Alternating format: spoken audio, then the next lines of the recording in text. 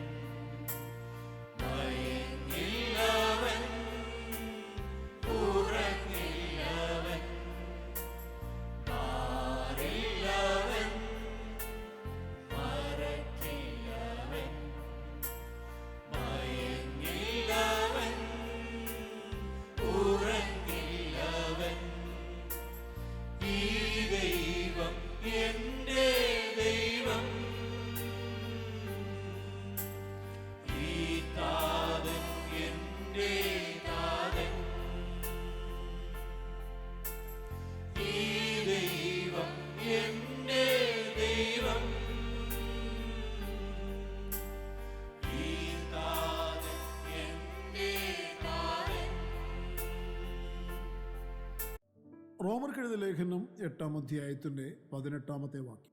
നമ്മിൽ വെളിപ്പെടുവാനുള്ള തേജസ് വിചാരിച്ചാൽ ഈ കാലത്തിലെ കഷ്ടങ്ങൾ സാരമില്ല എന്ന് ഞാൻ എണ്ണുന്നു. ജീവവചന ധ്യാന ചിന്തയിലേക്ക് എല്ലാ പ്രിയപ്പെട്ടവർക്കും സ്വാഗതം. കഷ്ടങ്ങളും ദൈവതേജസ്സും എന്ന ഒരു വിഷയമാണ് നാം ഒരുമിച്ച് ഈ പ്രഭാതത്തിൽ ചിന്തിക്കുവാൻ താല്പര്യപ്പെടുന്നത്. കൂടപ്പിറപ്പുകളെ വിളിക്കപ്പെട്ട ദൈവമക്കളുടെ മേൽ വെളിപ്പെടുവാൻ പോകുന്ന ഒരു തേജസ്സുണ്ട്. ആ തേജസ് എൻ്റെ മേൽ വ്യാപരിക്കും എന്നുറപ്പുള്ള ഒരു വിശ്വാസിക്ക് ഈ ലോകത്തിൽ താൻ നേരിടുന്ന കഷ്ടങ്ങൾ സാരമില്ലെന്ന് എണ്ണുവാൻ കഴിയും. ഒരു വിശ്വാസി തൻ്റെ ആത്മീയ ജീവിതത്തിൽ സാരമില്ലെന്ന് എണ്ണേണ്ട ഒരു കാര്യമാണ് കഷ്ടങ്ങൾ സാരമില്ല എന്നുള്ളത്. എല്ലാ വിശ്വാസികളും പ്രാപിക്കേണ്ട ഒരു കൃപയാണത്. നമ്മുടെ മേൽ വെളിപ്പെടുവാൻ പോകുന്നത് ക്രിസ്തുവിൻ്റെ തേജസ്സാണ്. നമ്മിൽ ദൈവ തേജസ് പൂർണ്ണമായി വെളിപ്പെടും. കൊലോസ്യ ലേഖനത്തിൽ വായിക്കുന്നത്, നമ്മുടെ ജീവനായി ക്രിസ്തു വെളിപ്പെടുമ്പോൾ നിങ്ങളും അവനോട് കൂടെ തേജസ്സിൽ വെളിപ്പെടും എന്നാണ്. ക്രിസ്തുയേശു ഇപ്പോൾ മനുഷ്യ നേത്രങ്ങൾക്ക് മറഞ്ഞിരിക്കുന്നു. എന്നാൽ ഒരു ദിവസം അവൻ വെളിപ്പെടും. അപ്പോൾ സകലരുടെയും കണ്ണ് അവനെ കാണും. നാമും അവനോടുകൂടെ തേജസ്സുധാരികളായി വെളിപ്പെടും. ഇതിനു വേണ്ടിയുള്ള വിളിയാണ് നമ്മുടേത് എന്ന് തിരിച്ചറിഞ്ഞ് കർത്താവിന് സ്തോത്രം ചെയ്യുവാൻ നമുക്ക് കഴിയണം. ഈ വെളിപ്പാട് പ്രാപിച്ച പൗലോസ് അപ്പോസ്തലൻ പറയുന്നത്, അതുകൊണ്ട് കഷ്ടങ്ങൾ സാരമില്ല എന്ന് ഞാൻ എണ്ണുന്നു. കാരണം ഈ കഷ്ടങ്ങൾ നൊടി നേരത്തേക്കേയുള്ളൂ. നൊടി നേരത്തേക്കുള്ള ഞങ്ങളുടെ ലഘുവായ കഷ്ടം അത്യന്തം അനവധിയായി തേജസ്സിന്റെ നിത്യകനം ഞങ്ങൾക്ക് കിട്ടുവാൻ ഹേതുവാകുന്നു. കൊരിന്ത്യർ ലേഖനം 2 കൊരിന്ത്യർ 4-ാം അധ്യായത്തിന്റെ 17-ാമത്തെ വാക്യത്തിൽ പൗലോസ് അപ്പോസ്തലൻ അങ്ങനെയാണ് ആ കാര്യം വെളിപ്പെടുത്തിയിരിക്കുന്നത്. വിശ്വാസിയുടെ ഭാവിയോടുള്ള ബന്ധത്തിൽ വേണം അവൻ ഇവിടെ ഈ ഭൂമിയുടെ പരപ്പിൽ ഒരു ജീവിതം നയിക്കേണ്ടത്. പ്രിയ, മഹത്വത്തിന്റെ പ്രത്യാശയാൽ നിറവ് പ്രാപിച്ചിരിക്കുന്ന ഒരു വിശ്വാസി തൻ്റെ ഇഹലോകത്തിലെ ജീവിതത്തിലെ പലവിധമായ കഷ്ടങ്ങൾ സഹിഷ്ണുതയോടെ വേണം സഹിക്കേണ്ടത്. സഹിച്ചാൽ കൂടെ വാഴാം. ആ വാഴ്ച വെളിപ്പെടുന്നത് തേജസ്സിലാണ്. അന്ന് അവനിൽ പ്രത്യാശ അർപ്പിച്ചിരിക്കുന്ന ഒരു ദൈവപൈതൽ അവനെ പോലെയാണ്. ദൈവത്തിൻ്റെ വചനത്തിൽ വായിക്കുന്നത്, എന്നാൽ മൂടുപടം നീങ്ങിയ മുഖത്ത് കർത്താവിൻ്റെ തേജസ്സിനെ കണ്ണാടി പോലെ പ്രതിബിംബിക്കുന്നവരായി നാം എല്ലാവരും ആത്മാവാകുന്ന കർത്താവിൻ്റെ ദാനമായി തേജസ്സിൻ്റെ മേൽ തേജസ് പ്രാപിച്ച് അതേ പ്രതിമയായി രൂപാന്തരപ്പെടുന്നു. 2 കൊരിന്ത്യർ 3-ാം അധ്യായത്തിലാണ് ഈ വാക്യം. യോഹന്നാൻ അതിനെക്കുറിച്ച് പറഞ്ഞിരിക്കുന്നു എന്ന് ശ്രദ്ധിക്കുക. പ്രിയമുള്ളവരെ, നാം ഇപ്പോൾ ദൈവമക്കളാകുന്നു. നാം ഇന്നതാകുമെന്ന് ഇതുവരെ പ്രത്യക്ഷമായില്ല.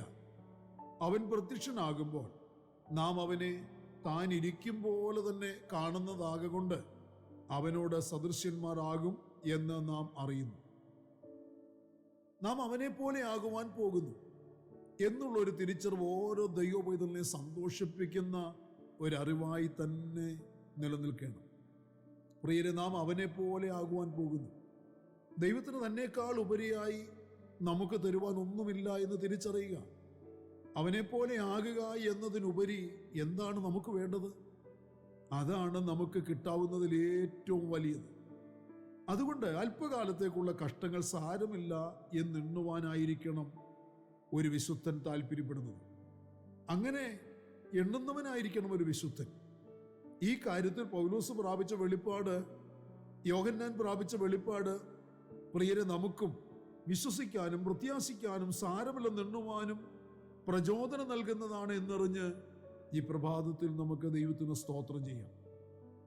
പൗലോസ് സഹിച്ചതുപോലെയുള്ള ദുരിതങ്ങളോ കഷ്ടങ്ങളോ ഒന്നും നാം ആരും അനുഭവിച്ചിട്ടില്ലല്ലോ. അത്രയേറെ കഷ്ടതകൾ, അത്രയേറെ വേദനകൾ, ദുരിതങ്ങൾ പൗലോസ് അപ്പോസ്തലൻ അനുഭവിച്ചിട്ടുണ്ട്. എന്നിട്ടും താൻ സഹിച്ച കഷ്ടതകൾ വെറും നിസ്സാരമായിട്ട് തനിക്ക് തോന്നി. അതിന് കാരണം വരുവാനുള്ള തേജസ് താൻ വിചാരിച്ചതിനാലാണ്.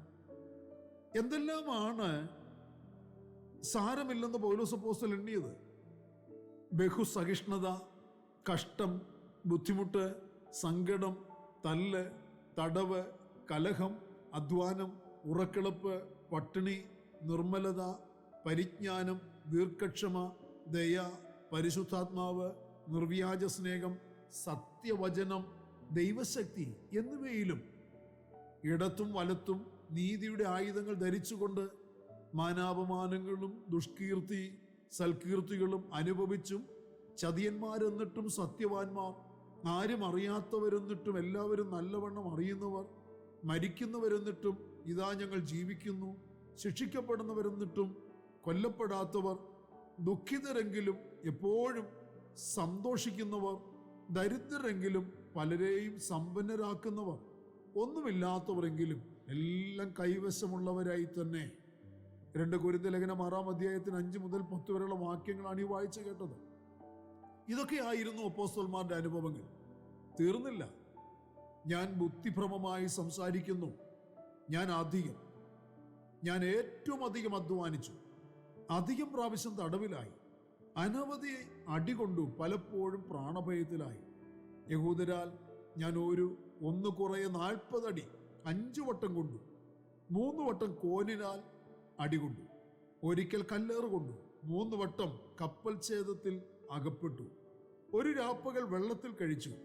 ഞാൻ പലപ്പോഴും യാത്ര ചെയ്തു. നദികളിലെ ആപത്ത്, കള്ളന്മാരാലുള്ള ആപത്ത്, സ്വജനത്താലുള്ള ആപത്ത്, ജാതികളാലുള്ള ആപത്ത്, പട്ടണത്തിലെ ആപത്ത്, കാട്ടിലെ ആപത്ത്, കടലിലെ ആപത്ത്, കള്ള സഹോദരന്മാരാലുള്ള ആപത്ത്, അധ്വാനം, പ്രയാസം, പലവട്ടം ഉറക്കളപ്പ്, പൈതാകം, പലവട്ടം പട്ടിണി, ശീതം, നഗ്നത എന്നീ അസാധാരണ സംഗതികൾ ഭവിച്ചത് കൂടാതെ എനിക്ക് ദിവസേന സർവ്വസഭകളെയും കുറിച്ചുള്ള ചിന്താഭാരമെന്ന തിരക്കും ഉണ്ട്. 2 കൊരിന്ത്യർ 11-ാം അധ്യായത്തിന്റെ 23 മുതൽ 28 വരെയുള്ള വാക്യങ്ങൾ പൗലോസ് അപ്പോസ്തലൻ ഇങ്ങനെയാണ് അതിനെ വിശദീകരിച്ചിരിക്കുന്നത്. പ്രിയരെ, ഇത്രയേറെ ദുരിതാനുഭവങ്ങൾ, കഷ്ടതകൾ, ഉപദ്രവങ്ങൾ ഒക്കെ അനുഭവിച്ചിട്ടും അതൊക്കെയും സാരമില്ല എന്നൊരു ഭക്തന് പറയണമെങ്കിൽ അവനിൽ വെളിപ്പെടുവാൻ പോകുന്ന ക്രിസ്തുവിന്റെ തേജസ്, ക്രിസ്തുവിന്റെ അനുരൂപതയുടെ ഉറപ്പ് എത്രയധികം പൗലോസ് അപ്പോസ്തലനിൽ ഉണ്ടായിരുന്നു എന്ന് ചിന്തിച്ചു നോക്കുക. ഇക്കാലഘട്ടത്തിലെ കഷ്ടങ്ങളും അതിൻ്റെ നിലകളും എന്തെന്ന് താൻ തിരിച്ചറിഞ്ഞു. അപ്പോൾ തന്നെ സ്വർഗത്തിൻ്റെ മഹത്വം എന്താണെന്നും താൻ തിരിച്ചറിഞ്ഞിരുന്നു. ഇതിൻ്റെ വെളിച്ചത്തിലാണ് ഏറ്റവും വലിയത് പ്രാധാന്യം ലഭിക്കാൻ പോകുന്നതാണ് എന്ന് ഉറച്ച് താൻ സ്തോത്രം ചെയ്യുന്നത്. അതുകൊണ്ട് കൂടപ്പിറപ്പുകളെ, ഇവിടെ വിശ്വസിച്ച്, ആരാധിച്ച്, ആത്മഭാരത്തോടെ പ്രവർത്തിച്ച്, പ്രാർത്ഥിച്ച്, ആത്മദാഹത്തോടെ ആരാധിക്കുന്നവന് കഷ്ടവും വേദനയും ദുരിതങ്ങളും അപമാനവും നിന്ദയും ഒക്കെയുണ്ട്. ലോകം നമുക്ക് അനുകൂലമല്ല. എന്നാൽ വെളിപ്പെടുവാൻ പോകുന്ന, ലഭിക്കുവാൻ പോകുന്ന, സ്വന്തമാകാൻ പോകുന്ന ദൈവതേജസ്സിന്റെ ഘനമോർത്താൽ ഇവിടുത്തെ കഷ്ടനഷ്ടങ്ങൾ സാരമില്ലെന്നെണ്ണാൻ നമുക്ക് കഴിയണം. ഇത് താൽക്കാലികമാണ്, അത് നിത്യമാണ്. ഏതാണ് നമുക്ക് വേണ്ടിയത്? തീരുമാനിച്ചോളൂ. അതിനുവേണ്ടി സമർപ്പിക്കുകയും പ്രാർത്ഥിക്കുകയും ചെയ്യുവാൻ താല്പര്യപ്പെടുകയും ചെയ്യുക. പ്രാർത്ഥനയ്ക്കായി നമ്മുടെ കണ്ണുകളെ അടയ്ക്കും. പരിശുദ്ധനായ ഞങ്ങളുടെ സ്വർഗീയ പിതാവേ, അനുഗ്രഹീതമായ നല്ല ദിവസം പ്രഭാതത്തിൽ ദൈവത്തിൻ്റെ മാറ്റമില്ലാത്ത തിരുവചനം ശ്രദ്ധയോടെ കേൾക്കുവാനും ധ്യാനിക്കുവാനും ഞങ്ങൾക്ക് നൽകി തന്ന ഈ നല്ല അവസരത്തിനായി കർത്താവിനെ സ്തുതിക്കുന്നു. ഈ വചനം കേട്ട ഞങ്ങളുടെ കുഞ്ഞുങ്ങൾ ഓരോരുത്തരും കർത്താവേ, കഷ്ടങ്ങൾ സാരമില്ലെന്ന് എണ്ണുവാനുള്ള ദൈവകൃപ പ്രാപിക്കുന്നവരായി ജീവിപ്പാൻ എല്ലാവരെയും സഹായിക്കണമേ എന്ന് പ്രാർത്ഥിക്കുന്നു. അപ്രകാരം കൃപ പ്രാപിച്ച് ഞങ്ങൾ ദൈവത്തെ മഹത്വപ്പെടുത്തി ഞങ്ങളുടെ പ്രാണപ്രിയന്റെ വരവിൽ ഞങ്ങളുടെ പ്രാണപ്രിയനെ പോലെ ഞങ്ങൾ ആക്കപ്പെടുമെന്നുള്ള ഉത്തമ ബോധ്യത്തോടെ, വിശ്വാസത്തോടെ, പ്രത്യാശയോടെ ഞങ്ങളുടെ ശിഷ്ടായുസ് ജീവിച്ച് കർത്താവിനെ മഹത്വപ്പെടുത്തുന്നവരായി തീരുവാൻ ഞങ്ങൾ എല്ലാവരെയും സഹായിക്കണം. അപ്രകാരം സമർപ്പിച്ച് പ്രാർത്ഥിക്കണം. മക്കളുടെ മേൽ കർത്താവിന്റെ കൃപ, അനുഗ്രഹങ്ങൾ, കടാക്ഷങ്ങൾ എല്ലാം ചൊരിഞ്ഞു കൊടുത്ത് മാനിക്കണം. ഇന്നിന്റെ മറുപടികളും വിടുതലുകളും ദൈവജനത്തിന് മേൽ ചൊരിയണമേ. മഹത്വം അങ്ങയ്ക്ക്. പ്രാർത്ഥന കേട്ടതിനായി സ്തോത്രം. സകലതും ഞങ്ങൾക്ക് വേണ്ടി ജീവൻ തന്നു യേശു കർത്താവിന് ധന്യമായ നാമത്തിൽ താഴ്മയോടെ അപേക്ഷിക്കുന്ന പിച്ച ദയതോ നീ കേൾക്കുമാറാകണമേ. ആമേൻ. പ്രിയ വചനങ്ങളാൽ പരിശുദ്ധനായ കർത്താവ് എല്ലാവരെയും അനുഗ്രഹിക്കട്ടെ. നമ്മുടെ വാഴ്ത്തപ്പെട്ട കർത്താവിന്റെ വരവ് അടുത്തിരിക്കുന്നതിനാൽ അവന്റെ വരവിന് വേണ്ടി നമുക്ക് ഒരുങ്ങി കാത്തിരിക്കാം. മാറാനാഥ.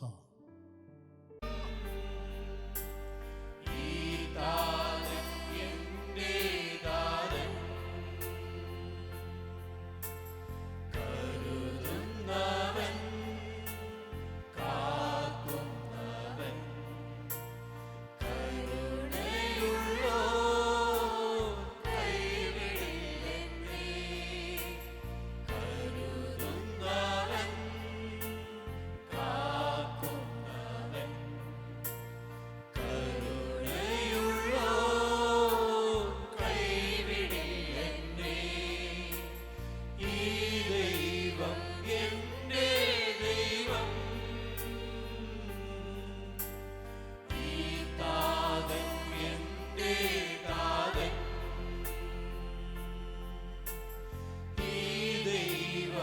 എന്റെ ദൈവം.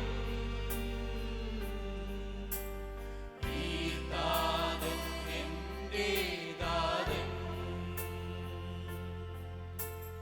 പോറ്റുന്നവൻ പുലർത്തുന്നവൻ, പാലിക്കുന്നോ പരമോന്നതൻ.